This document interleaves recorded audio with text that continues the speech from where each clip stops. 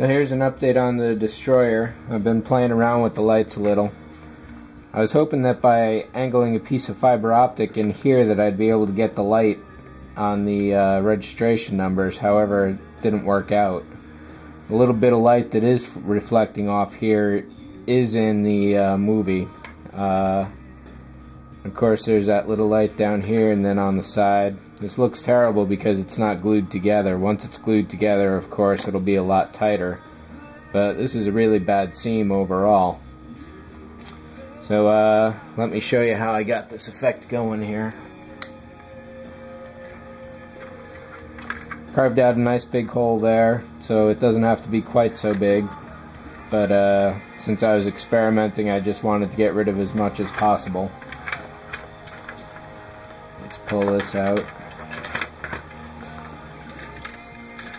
If you're going to send a light back here anyway, then you do have to drill some kind of hole.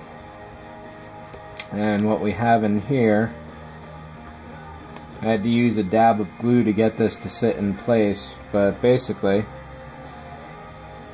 I just took a 5mm LED and squared it off into a bit of a rectangle. When you're doing this, use the Dremel bit. When you're doing this, you have to be very careful not to touch the leads, because once you do that, it's dead. So if you're paying a few dollars each, then you're in trouble. Fortunately, I only paid about 10 cents each for these, so I don't mind playing around with them. I need to shave a little more off because this is too thick as it is. But essentially, one will just snug down right tight in there. So playing around, I've burned out a few of these, but like I say, I don't mind so much. And I could probably get this guy out of there. I'm not going to bother with heat shrink because that would increase the width of the wires tremendously. As long as these two are separated, that's all that really matters. LEDs and the leads do get warm, so you definitely wouldn't want to leave this on for a long time, but I only expect to have it on for minutes at a time, so that will be okay, I am hoping.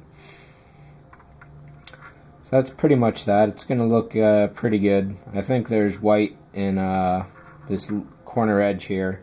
If it's orange or yellow or whatever, then I'll play around with that when I get to it. One of the things that kind of disappointed me is this seam is really horrible. And the only way to get rid of that is after it's sealed, which means I'm going to have to mask the light off somehow, and that seems really improbable. What I may do is cut a piece of styrene and cover it up that way. This should be a square here. That just doesn't fit well at all, and that's not the LED causing a bad fit. It's more like loose casting, I guess. So that's too bad they couldn't have cast this as a single piece with a couple holes in it like that, but I suppose that's probably pretty improbable. But a single piece and then drilling the holes yourself, maybe that would have worked better, but then getting a light in here, of course, would have been the problem. So this is going to work out pretty well. There's definitely going to be some light masking to do in here. Basically a bit of a light box, so I don't know if I'll throw like a little putty in here afterwards or what, but that would definitely eliminate the chance of ever replacing this LED should it ever burn out. You're going to have another light up here, and I think the only other one goes here, and then two up here.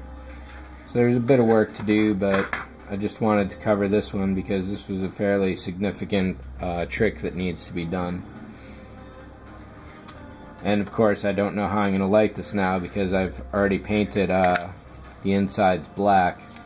I tried scuffing this out, and this didn't quite do the trick, but I also painted the outside black before I put this white down, so that's probably what's helping to block the light as well.